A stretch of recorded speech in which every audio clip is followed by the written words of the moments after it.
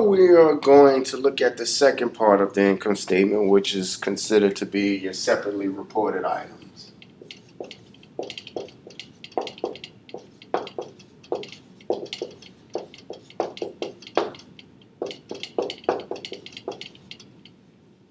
Okay?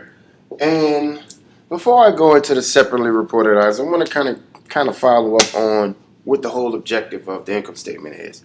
And as I said, the income statement pretty much does two things. It gives you the ability to predict future earnings, right? And it also shows you the exact changes or the causes of the changes in equity, right? Because we know the connection conceptually.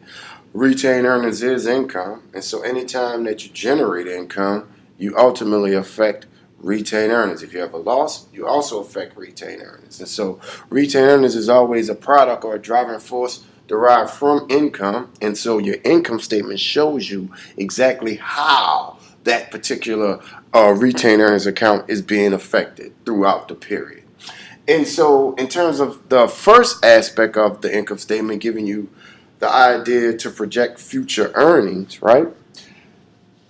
We've decided, or they have decided, to separate the earnings into two categories. As we saw, the first half was the income from continued ops. So we consider that to be the operational part of the company that we expect to keep going. So when we look at that number, that income from continued ops, that gives us a base of where we think that it can continue to go, hopefully in a positive manner, right?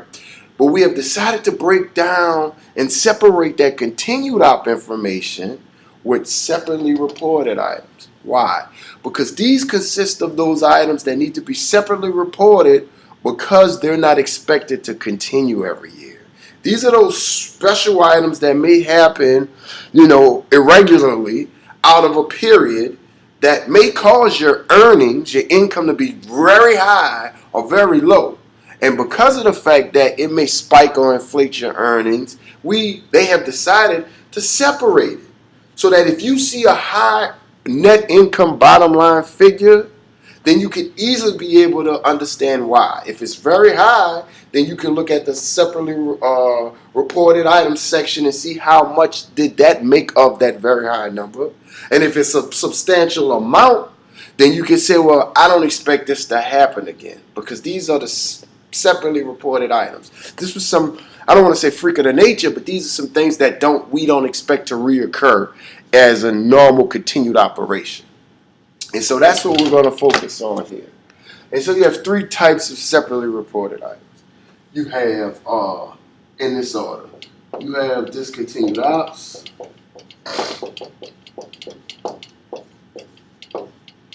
you have extraordinary,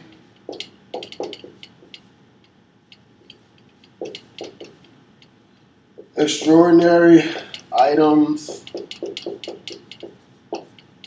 and you also have accounting changes.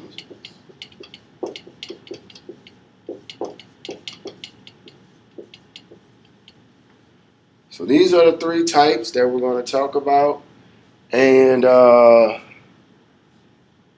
think that we're going to break these down, okay?